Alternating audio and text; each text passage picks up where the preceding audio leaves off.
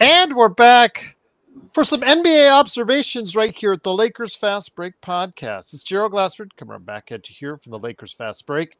Pop Culture Cosmos, where we cover the latest news and trends in pop culture each and every week, twice a week, wherever you get your podcasts. But also as well, I hope to get later tonight in an Inside Sports Fantasy Football. Probably be just Chris Sardieri and I, because, of course, the all-important Dodgers game is going on right now, and you know Joe, he's focused, intent on what's going on with the Dodgers, and if their season fails tonight, you know he's not going to be in a good mood about it. We may come back on later tonight with a nightcap, but that's all up to Joe. He probably won't be in the best mood if they lose, but throwing out a reliever in a must-win game, and also not having Freddie Freeman there, the odds are stacked against the Dodgers, but we'll see what happens. It is, of course, Gerald Glassford. Thanks so much again for watching this. I truly appreciate it. Want to make sure that, again, I mentioned Joe Soro, a.k.a. Oxide247, LakersBall.com, and Simblades, the company that he owns, Simblades with a Y.com. Our good friends, Lakers in 5, Empire Jeff TV, Lakerholics crew at Lakerholics.com. John Costa's Clutch Talk and Lakers Corner, always a great place to go. In fact, we're on there now. Please like and subscribe. John McCalian channel, Daniel Berry Sports Highlights, all these great places. The Legend and his new channel, which he will talk about more. In fact, I actually have the link coming up here in the description below. You can go ahead and like and subscribe there. Please like and subscribe to all the different places, but make sure you like and subscribe here to get the latest notifications on when we go live on the air with the latest Lakers Fast Break podcast. Shut up, Joe. Go watch your Dodgers and keep your fingers crossed that you can get by with a reliever as your starting pitcher tonight. And hopefully you will not have to rant on Dave Roberts tonight at some point in time, but we'll see. But again, it's Gerald Glassford. Thanks so much again for watching this. You become a member today for just $2.99 a month. Legend's a member. Are you? Go ahead and join us today for just $2.99 a month. You see all the big shout outs to all of our different members. They're all right there down below. Go ahead and do that. Plus, you also get emojis, badges, and special inside notes, including our season predictions. I already put Legend350s up there for our members. I put up Alfred's today, because he's going to be up here in the not-too-distant future talking about the NBA. Stone Hansen's will come tomorrow, and he will be tomorrow here for the Lakers pregame before Milwaukee and the Los Angeles Lakers. Playback TV / Lakers Fast Break, and then Joe and I will be back for the postgame after the game in Milwaukee, which LeBron James is angry about going to Milwaukee, as he said on his social media, not realizing that the arena, Staples / Crypto.com arena, is being renovated right now. So they kicked out the Kings, they kicked out the Lakers.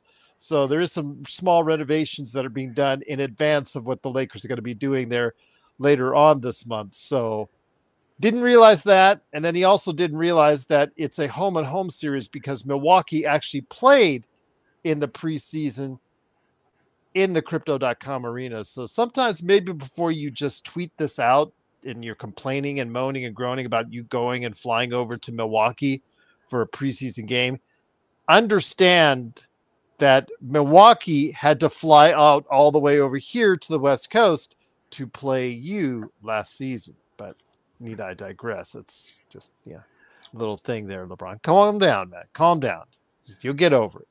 You'll stay in that nice, cushy 5-star hotel and everything will be fine. But it is, of course, Gerald Glassford providing you some NBA observations for today's broadcast. And a great guy to provide some of those NBA observations is the man indeed behind the Legend and his YouTube channel. Legend, great to have you here. Truly appreciate you joining us. Great part of what we do in our chat, and always great to have you here on the show, my friend. How you been doing? I'm pretty good, man. I'm chilling in Georgia. Still recovering from Hurricane Ellen, but we're doing good. That's awesome. My hopes and prayers for the community that they're going to be able to recover quickly, efficiently, and our thoughts and prayers also, again, to those being now affected by the latest hurricane out in Florida. So hopefully everybody will be able to stay safe and we'll be able to go ahead and enjoy NBA basketball for what it is. But I know you've been also keeping a keen eye on NBA preseason and what's been going on so far. So I want to just talk today about some of the trends. If you want to talk about the Lakers, you heard us about last night, I'm sure, as far as a rant on Bronny James. I do say that again, timing is everything. And today that they brought out this video that was available on social media with this clip regarding, Bronny. Obviously, the fact that he's coming back from a major heart ailment where he almost died. Again, rooting for the kid there as far as just to have a great quality of life. The fact that he's doing it, giving you nothing coming off the bench. Okay, take that for whatever you will, my friend. But with the Lakers, we'll get into a little bit later. But what are some of the trends that you're watching right now in the NBA this preseason? I do see everybody pretty much testing out all their new people and trying to the young guys, seeing who can fit into your roster, make your squad, who gonna be able to contribute and make a big difference. Just like I see like the Lakers with JJ Redick, he trying out everybody, trying out different rotations, trying out Matt Christie and all of them. Bronny, I got nothing to say about his situation. But same with the Warriors, we trying out a lot of different pieces, and Atlanta doing the same thing, trying out different stuff.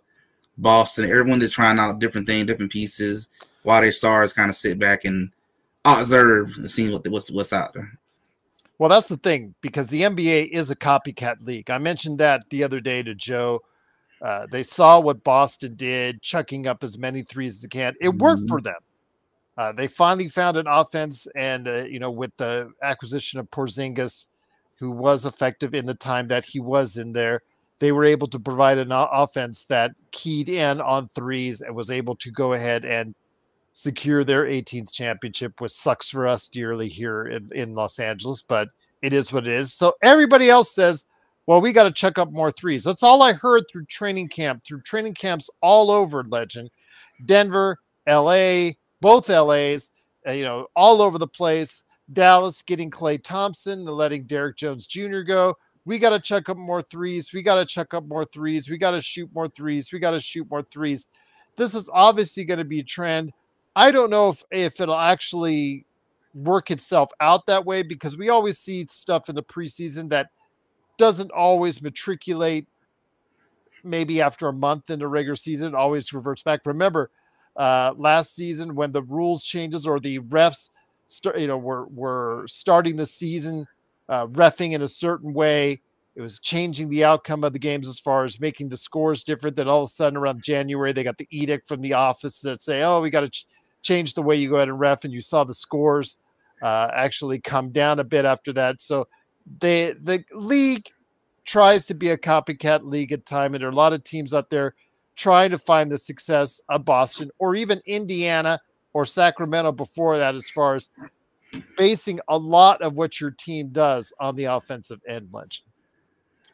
I noticed that a lot of people are trying to copy that Boston Celtics style, and it kind of reminds me of when Golden State was on their dynasty run too, and everyone was trying to copy that small ball style as well. And I kind of noticed that whenever a new champion wins, however their style is when they won, everyone try to copy that formula to see if they can use that same formula to make success for their squad. Which go ahead, no, but keep going, my friend. I was just gonna say, which I ain't too surprised they already want to go for the 53s, because that's a lot of threes. But he corrected that the next day. He said it was a little tongue in cheek, but obviously his intent was to get the team. I think his full statements that he said something in the neighborhood of 5 to 6 more threes a game, which would get them closer to the 40 mark. I think if most of these teams, you ask them if they said if they could get as close to 40 as possible, I think they would be happy with that. That sounds about right, especially in this 3-point era too, where the 3-point line do just about dictate how the game gonna play out. If it's somebody out here hitting like 15 plus threes or 20 plus threes, 9 out of 10 they're gonna probably win the game. So 3-point definitely is controlling the game, and that's where everyone's going. Your 4s and 5s knocking down threes, stretching the floor, which is why small ball just start dying out now. It is for now, but obviously it changes, my friend, based off of what the winning formula is and who seems to discover it first. And again, right now, Boston, they looked good in Abu Dhabi. You have to admit that. I hate to admit that, but they did look good at beating Denver, which is part of the trends I want to talk about, because after loss of Brown, after loss of uh, KCP, those guys were really important to what they did in their championship run and in successive years, because whatever the edict from management, hitting the cap, whatever, they decided to not retain their services, or in the case of Brown, they couldn't pay enough due to the constraints of the CBA to pay him what he got offered. It just seems like there's going to be some issues and concerns with Denver. I know in our season predictions, you put a lot of thought into it. I put a lot of thought into it. I don't want to divulge exactly what we went out and said and done. Again, if you're a member, you can see what Legend put out there already. But if you're not, it's going to take a little while longer before I put that and make that public. But I put a heavy emphasis on mine as far as depth during the regular season. So for me, if you've got a deeper team, if you got a team filled with quality guys, whether or not they're superstars, whether or not they're going to get you to that next level, it means more to me as far as being relevant and staying in the, staying in the hunt in either the Eastern or Western Conference. Legend. Yeah, it definitely comes down to who having the deep roster, and that's what to me what hurt it Denver when it got to that Minnesota series. The lack of offense was beginning to show, and when you had 2 to 3 big dudes out there on Jokic, shit, it caused issues, and you really start seeing the issues of not having Brown, not having all them pieces from that championship run.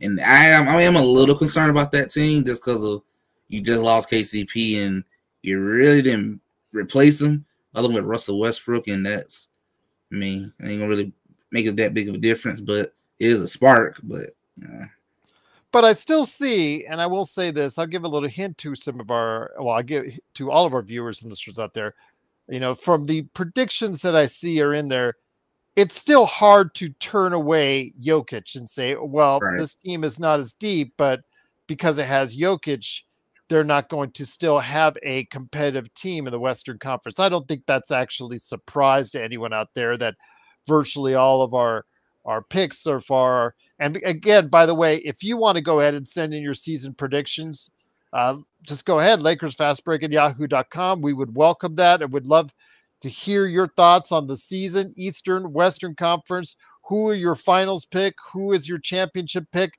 Who's your coach of the year, rookie of the year, the whole 9 yards?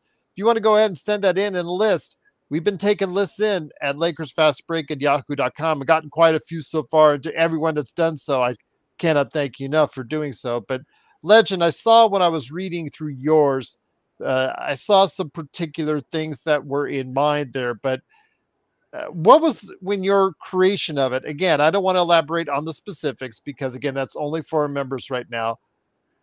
What was your thought process? What did you prioritize when you were making your season preview and your predictions on the standings in both conferences?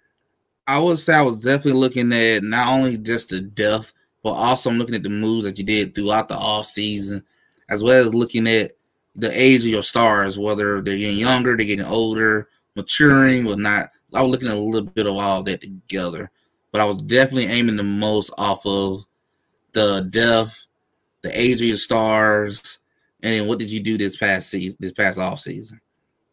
Mm-hmm. And in process of doing that, is there anything that in your narratives that you think have changed since you made those predictions, or is it looking right now? Again, thank goodness so far we have not had any real major injuries. Shaden Sharp, he's going to be out a little while. I mean, that's to a team that's not expected to compete for a championship, or probably not even a playoff, or not even a play-in.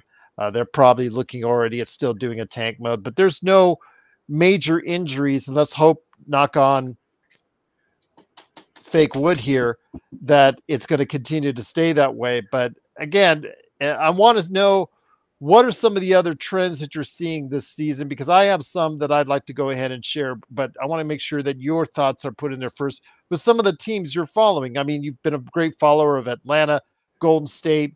You're on the East Coast, so you get a chance to check out a lot of the East Coast games. What are some of the trends so far that you've been seeing so far in the NBA this preseason? I would definitely say one trend I did see last night while I'm watching the Hawks.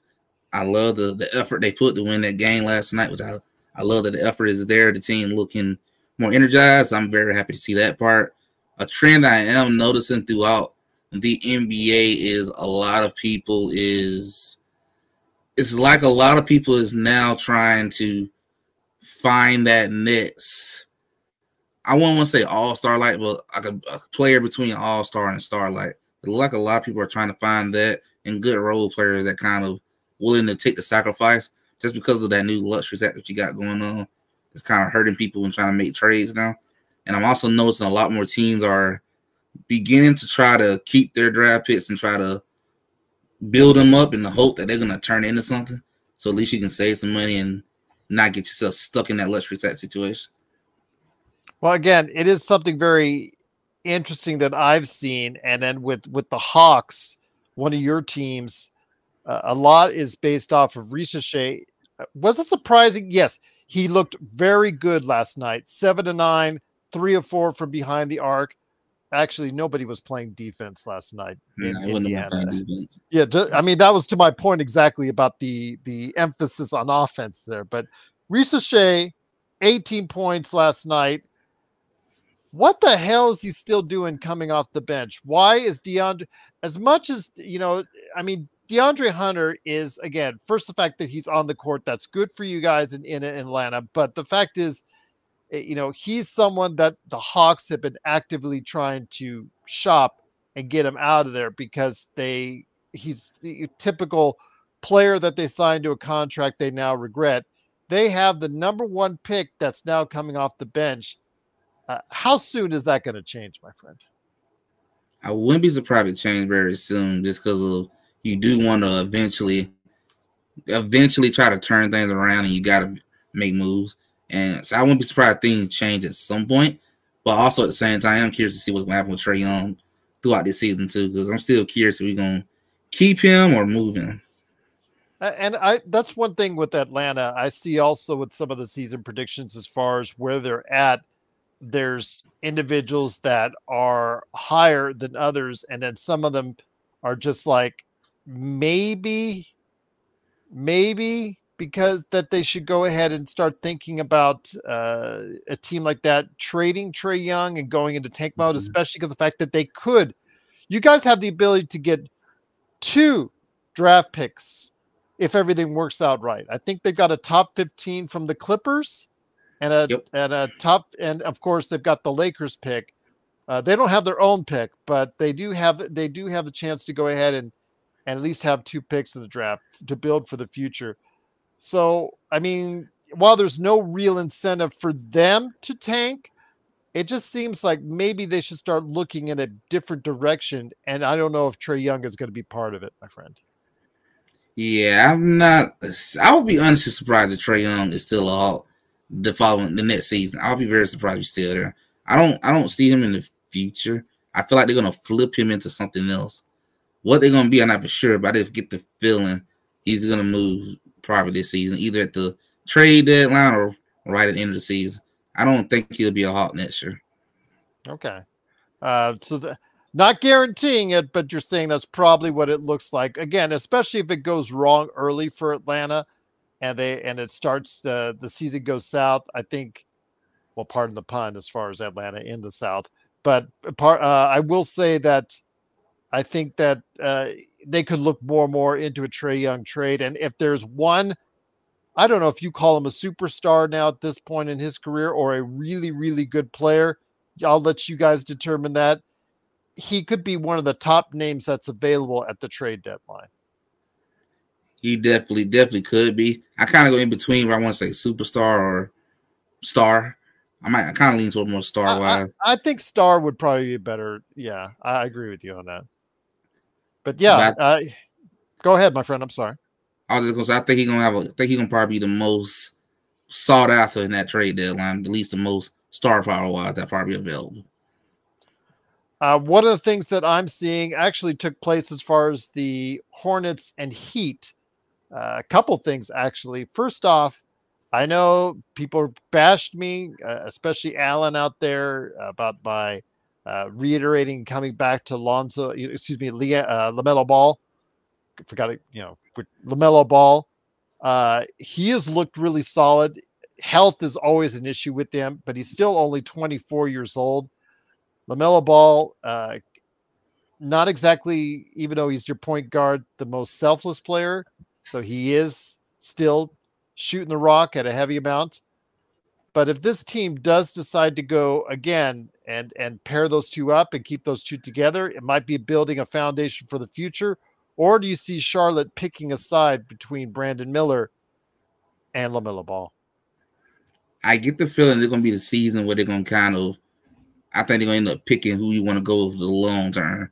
I feel like they're going to really be watching Brandon Miller to see how well does the team flow along with him, as well as watching how things flow with LaMelo. I get the feeling they're going to end up picking one side or the other. But LaMelo, to me, has star talent. It's that health part. It's the health. Can you stay healthy? Because they have a pretty good starting lineup. When you throw Bridges out there, Nick Richards, they have guys out there. They have Mark Williams. They have some guys that might get them into the 25-30 win category, which in the East may take them a little bit farther away from where they want to be as far as a good pick for the lottery. But again, I think that it's going to be something interesting to see. They will be a team focused primarily on the offensive end because defensively they've got a lot of issues on that team. But in Miami's case, Miami is still playing for a playoff spot, and I've seen a lot of experts just all over the place on them, whether they're like the talent they have on that team or they think it's kind of aging out a bit. Your thoughts on Miami? I think Khalil Ware needs to play alongside Bam Adebayo, and if they do, that could be a defensive tandem worth really looking at on a game-by-game basis. I do think with the Miami Heat, they've been knocking on the door the last several years, and I do feel like, Pat Riley want to eventually try to make a move, and I'm still curious about how is that relationship between Jimmy and Pat Riley after what happened over the summer. Is they still good, or is there some friction? Kind of curious to see how those two are handling. But I do feel like they need to still make some type of moves to try to boost the roster up a little bit. Okay. All right. And I think they do. I agree with you because I think I see it in the season predictions. I see people like they want to put Miami in a higher spot, but there's so many teams like that have the same kind of issues that they do, but the same kind of strengths. It's really hard to find a place for Miami. Are they going to be a team that's going to compete at the top of the Eastern Conference? Are they going to be a team that's going to be up in the play-in mix, or are they going to be a team that's going to be looking at somewhere else as far as the lottery is concerned? I don't think it'll be the lottery, but if they stay healthy, I think they have enough talent to compete well in the Eastern Conference. They just don't have that player anymore. With all apologies to, everybody out there as far as what their thoughts are on what that team makeup is, I just don't think they have that player anymore that's going to be able to get them, Jimmy Butler or not, over the top. Unless Jimmy Butler really, really has that contract year at 35 that he wants to, because he's going to be possibly an unrestricted free agent next summer. Yeah, it's going to be a battle in the East. To me, that I want to say top 4 spots to me is kind of locked. I feel like that top 4 going to either be Boston Knicks, Sixers, and Bucks. I feel like it's going to be them 4 for the top 4, and 5 all the way down is battle it out. Battle it out. Okay, indeed. Once again, it is the legend. Please go ahead and check out his YouTube channel today. It is in the description, so go ahead and check it out today. Appreciate everyone in the chat so far. A lot of great conversations. Dylan's back. Appreciate it. Lakers are not good. I think they will miss the play-in this year. This roster is trash. Uh, Yeah. and it's funny because I'll get to the Lakers now before we hit some other teams before we head on out.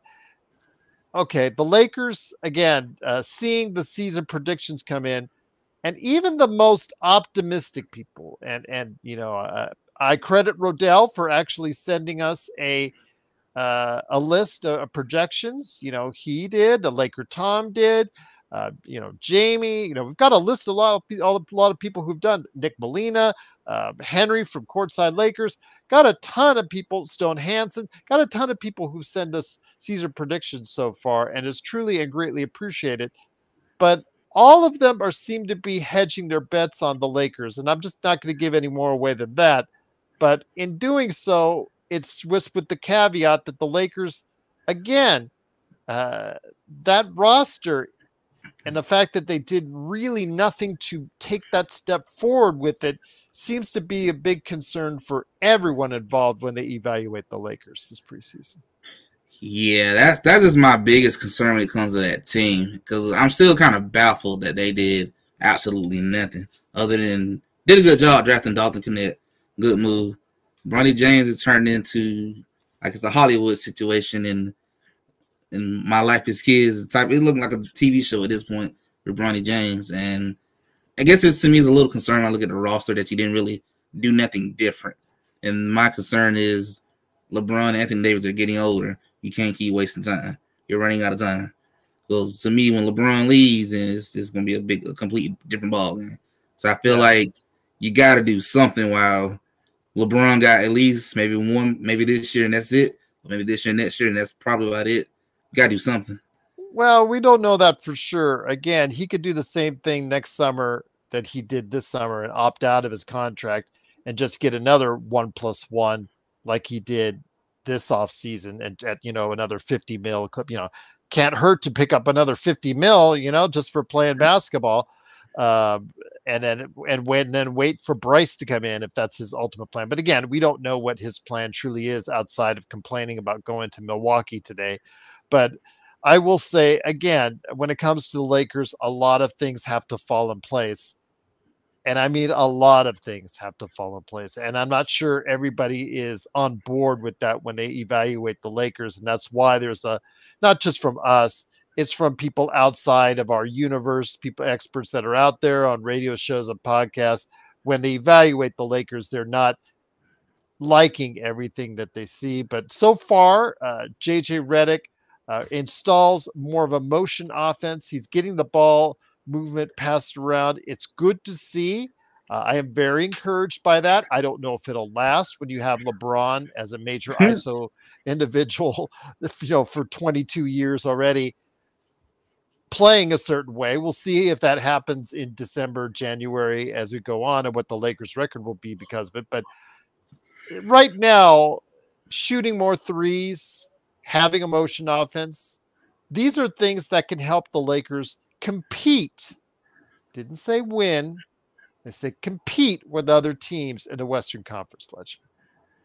Yeah, I agree, and I do give JJ Redick credit. To me, he is doing already a better job than Darvin Hams. I do like that he cares and he ain't still on the sideline with your hand in your pockets and just I'm just here, But I'm glad that he's at least doing some good effort, making at least some good changes. I do like that. I do like his energy, and I would just say I am curious to see will LeBron keep doing that because I know how LeBron is. January, February, he's gonna be like, all right, give me the ball, throw that out the window. We doing my style. He do his usual thing.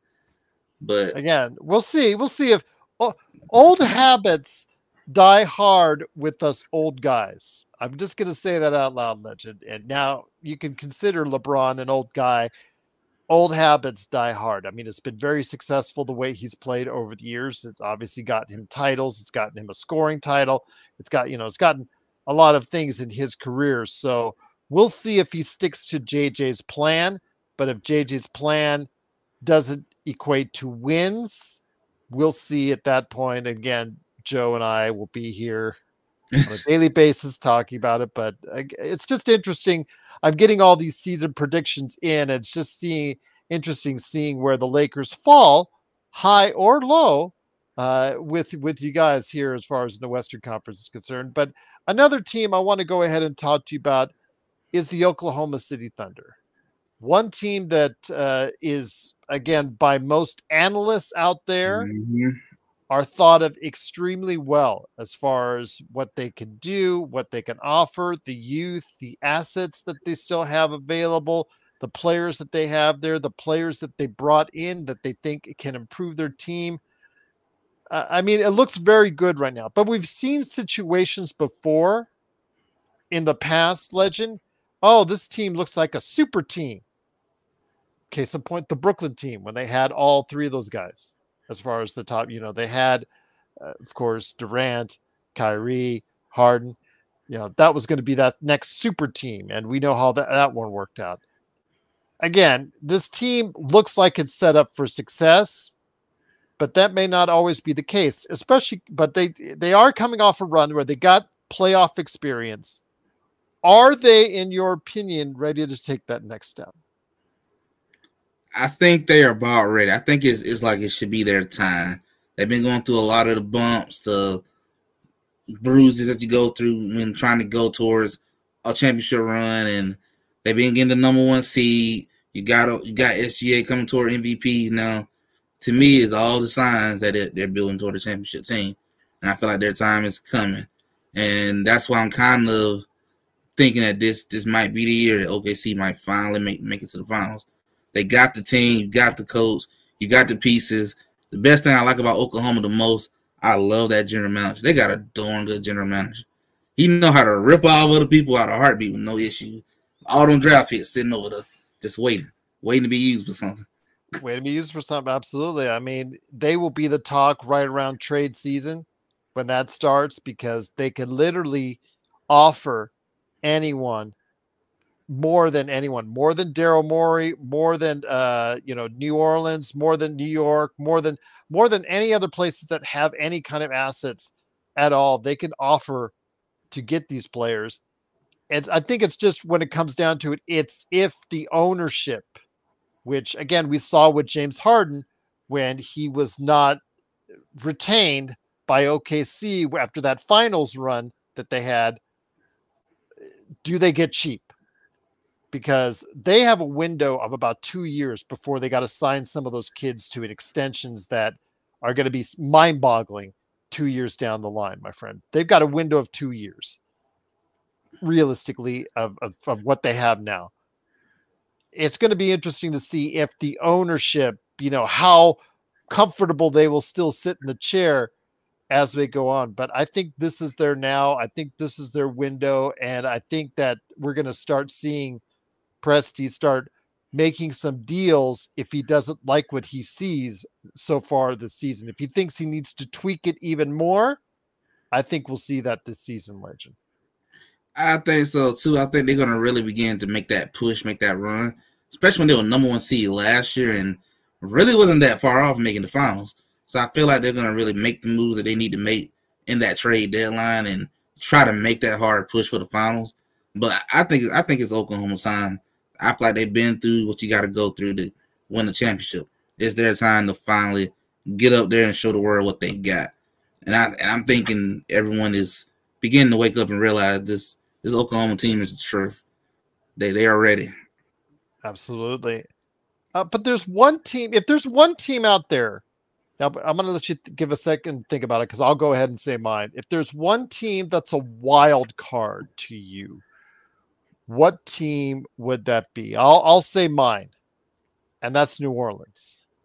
I know I also talked about how Memphis could be a wild card. Since they got everybody healthy, they got Zach Edey, they could be a wild card in the mix. But man, to come up from 27 wins, how many wins do they have to get more than they got last year to be in the running? So I'm going to hold off on my Memphis saying that they are the definitive wildcard team. I'm going to put it on New Orleans. And the reason why is, will Zion stay healthy? If he stays healthy, they could really do well. We saw that they almost beat the Lakers with a healthy Zion in that play-in game last season until he got hurt. If he stays on the court and he stays healthy, anything's possible. they do have enough assets to get a center eventually, because they've got a gaping hole in center right now, but they will probably get something done to do that. The question is, Brandon Ingram. I don't know what his situation is going on there. They're not giving him an extension. They're not offering him an extension, or he hasn't liked what they've offered him. So what are you going to do with him? I mean, he's been very good, very polite, very respectful, ready to play so far in the preseason. He hasn't made any noise or, just grumblings or things like that as of yet. So far, it's been acrimonious. But your thoughts?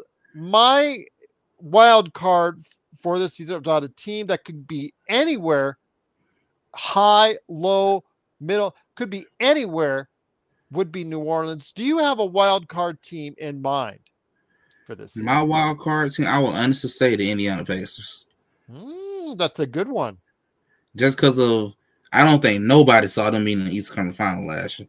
And the fact that they should at least won, it should actually have been a lot longer series. They're like 2 games that he blew. Well, again, they blew the 2 games. They should have been in the finals ahead of Boston. But again, with just like the Lakers run before it, a lot of things fell their way. As much as we'd like to say the Lakers earned it, yes, they did. But there were some things that fell the way the Lakers, as far as when they made that Western Conference Finals run. But they did earn everything that they did, especially in that Golden State series and also the Memphis series as well. I just think that as far as with Indiana, will they find enough defense come playoff time? I'm not worried about the regular season. As you know, the regular season is not totally different. Regular season is different than the postseason. They were able to find enough defense to get them through to the Eastern Conference Finals. Could they do that again this season, Legend? It's a possibility. I think they may need to make maybe 1 or 2 moves just to improve that defense, but they got the making to make it. It won't be easy this time around just because of the Knicks. The Knicks don't improve drastically doing what they just did, but they have the potential to get right back to that point. Because if I was a Pacer fan, I would be like, we really could have been in the finals at this point. We really could have made a finals run this year. So I think they got a chance, make maybe 1 or 2 moves just to improve on that defense, and they in the mix. But another team I would also say I think is a wild card is definitely the Knicks. Now, the Knicks are really in that championship window talk now. Well, they're all in. After that Cat trade, they're all in. They don't have many assets left, and they don't have a bench now. They gave that up in that trade, Legend, unless some of their guys that are not expected to be contributors suddenly become real contributors. Because we were talking about it last night. It's Achua, McBride, and then your guess is as good as mine. Landry Shamet coming off the scrap heap. That's going to be your 8th guy coming off the bench. We'll see. I mean, but getting Cat, Legend, means to me, until Robinson comes back, that they're all in. I mean, once Robinson comes back, December, January, he'll provide some depth and obviously some size to the rotation. But yeah, getting Cat, Legend, tells me they're all in. Yeah, New York they're going for it now, which I actually like that. It's good to see New York is being competitive. So I do like that part. But they're all in, and it's showtime for them. Which I would be happy to see see his team make the finals. They finally make it for once.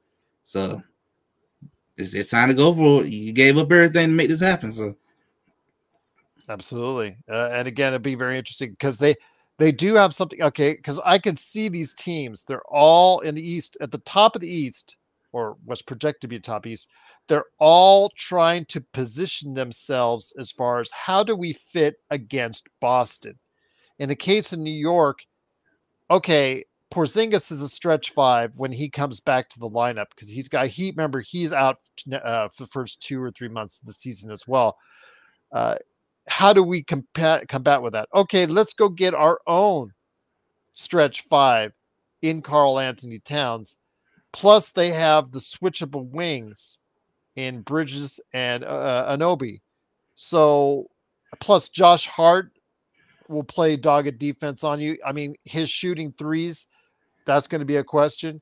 And then, of course, Jalen Brunson, if you could take the pressure off him defensively and you can hide him well enough, he can do some good things for you.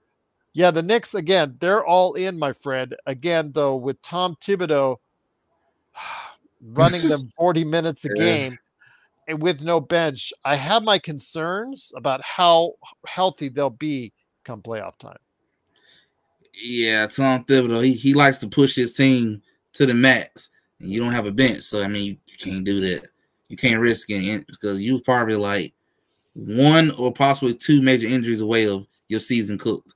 So I don't feel like you can really be trying to push these boys like that. Especially you don't want to push your main top three trio, Brunson, Cat, Bridges. You don't want to push them and get one of them hurt, and then your season's really in shambles at that point. So you're gonna have to try to relax on that pushing because you don't got much to work with right now. Once again, it is the legend. Please go ahead and check out what he's doing today on YouTube. It's in the description below. Please like and subscribe to all the stuff that he does because he does some great work out there. If you haven't caught his videos, it is about time you do.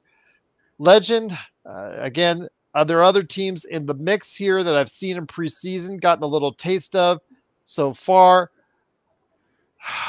I don't know what to make of the Bulls.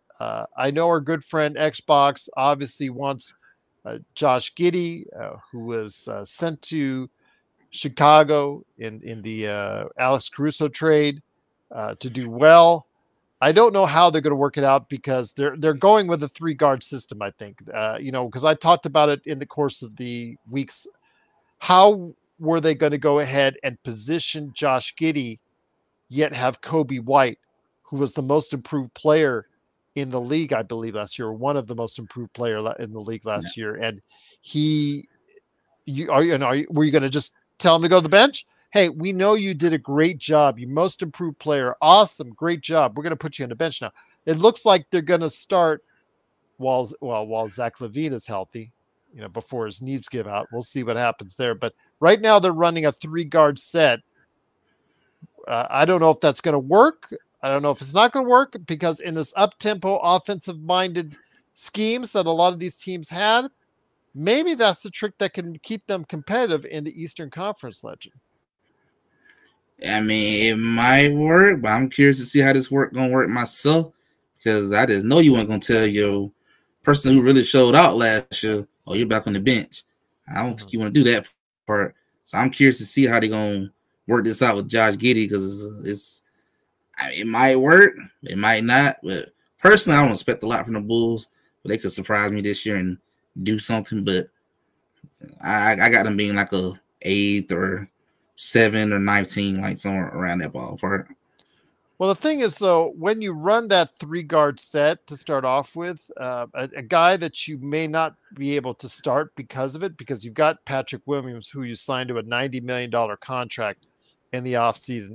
That still boggles my mind. Oof. How you give a 10-point-a-game player $90 million. Okay, people here have been talking about Max Christie's $32 million. That ain't nothing compared to Williams' $90 million. But okay, with the agent, I want him to be my agent, that's for sure. But when you do that, there's a guy that they drafted really high up in the draft in Modest Buzelis, who now you have coming off the bench. And I watched him yesterday, and I saw him here in Henderson, which is a suburb of Las Vegas, playing for the G League Ignite. At times, he was not that impressive to me. But based on what I saw yesterday, it looks like he's worked on some things.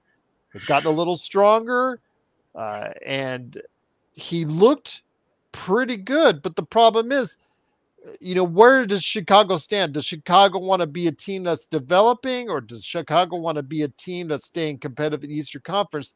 That can affect a guy like Modest Buzelis from being able to develop as much as he can right away. Yeah, I definitely think so. And I'm still trying to figure out what direction this team going into for the Bulls. It looks like they're going into rebuilding mode. That's what it looks like.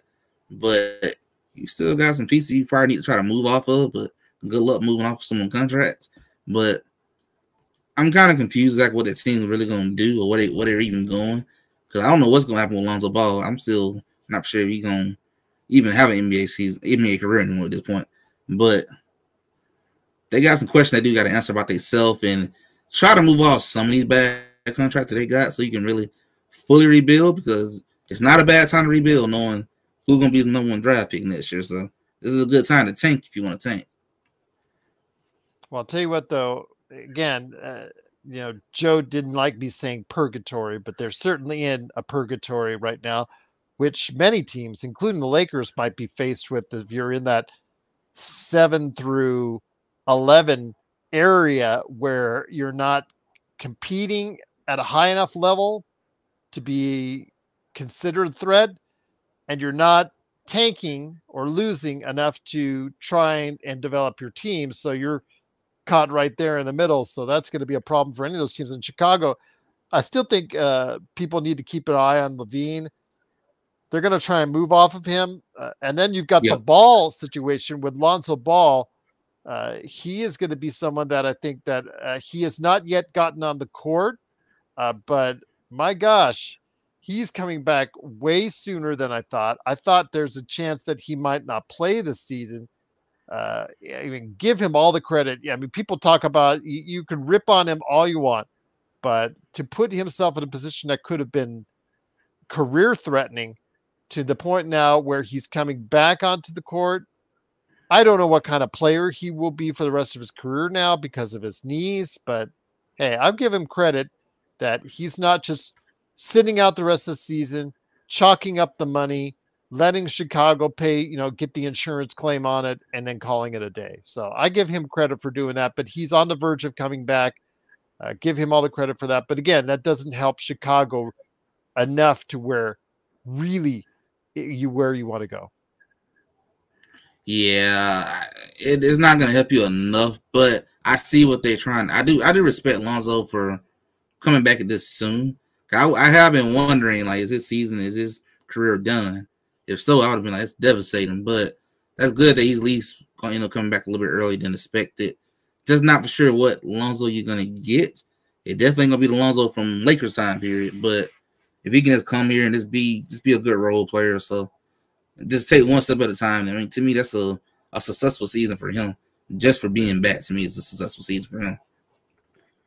So before we head on out, my friend, just let me know your thoughts overall, what you've seen so far this preseason.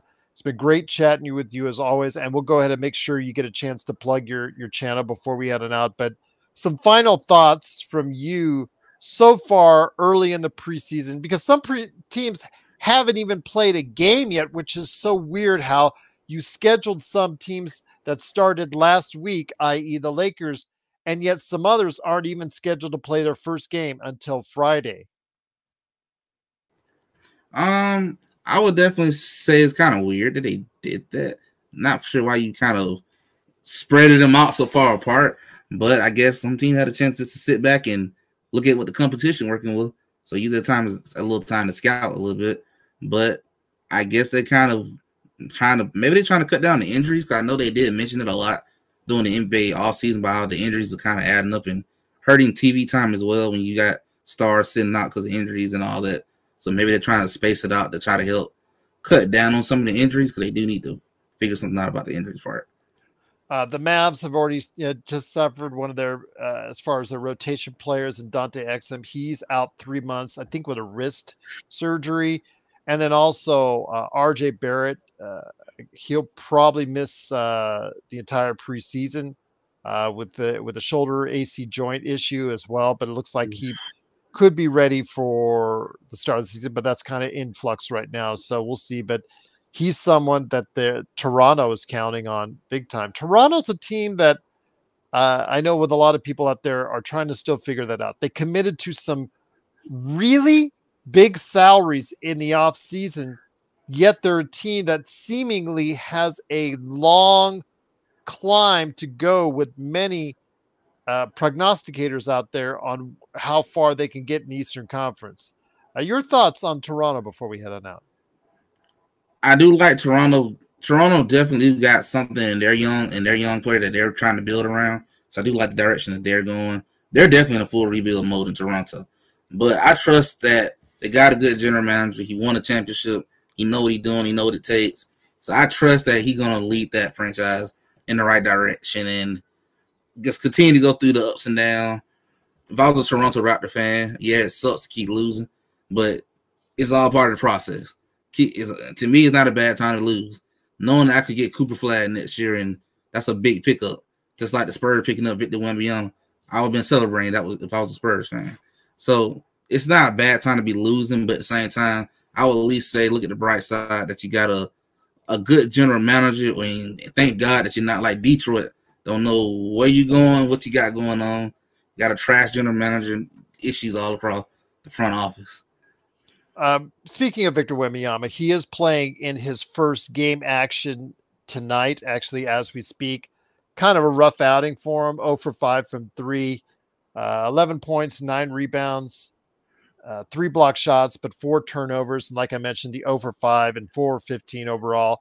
But it's Chris Paul, who also debuted in a Spurs uniform tonight, that I'm asking about.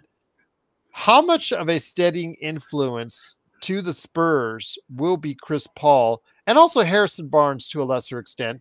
How much do having those two veterans, again, not in the prime of their careers, on the tail end of their careers, help a team that wants to go and I guess improve?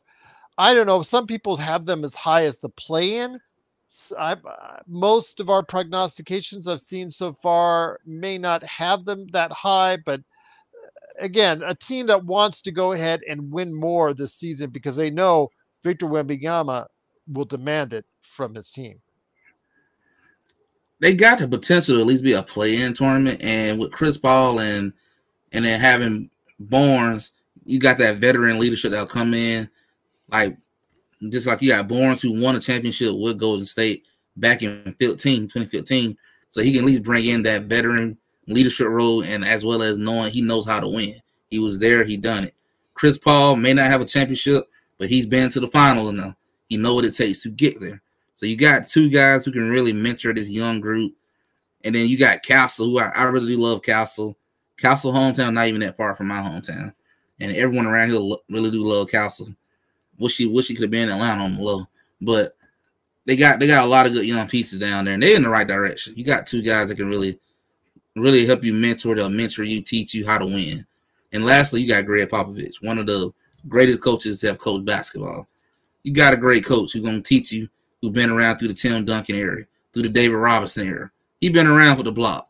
So you got guys who can really help this young team learn how to win ball games. They in good hands. I wouldn't even be too concerned about the win and loss column. I'll be more concerned about how they do in year 3 with Victor Wembanyama going forward. Okay. I will say if they get close to a 500 mark, Victor Wembanyama will probably be in consideration in the top 10 for MVP, like a 7th, 8th, 9th, 10th spot or something like that. But that'll get his first taste of what we see there. If they get like 33, 35 wins, I think he'll still have an outstanding all-star season, and we'll go from there.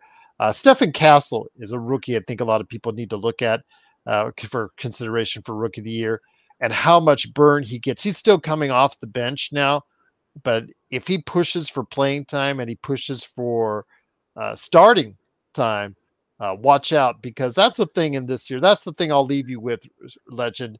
Rookie of the Year, I could tell everybody out there, we have predicted a lot of different rookies of the years amongst us. As you've seen, I think in the emails, Legend, there's still a lot of different choices out there, which I think pretty much breaks it down that a lot of players, there's no standout rookie right now. Yeah.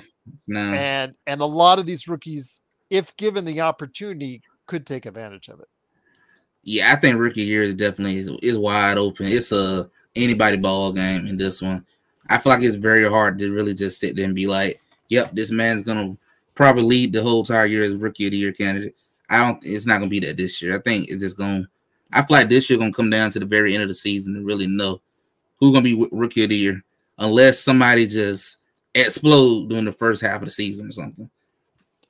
Dodger game is on right now, Sports Baby. It is the win or go home for the Dodgers. They are leading 3-0 right now. I think in the third inning, or is it the fourth inning? Let me go ahead and check for you before we head it out. But yeah, the San Antonio Spurs really like what I see as far as their development. It's the top of the third, and the Dodgers lead 5-0. So I just want to let you know right now. So the reliever worked. What do you know? So far, so good for the Dodgers, and I think he'll be happy about that.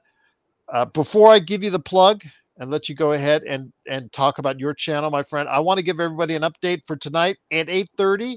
It is going to be Inside Sports Fan. Oh, around 8:30. Might be a little bit later. Depends on Chris Ardieri. But Inside Sports Fantasy Football.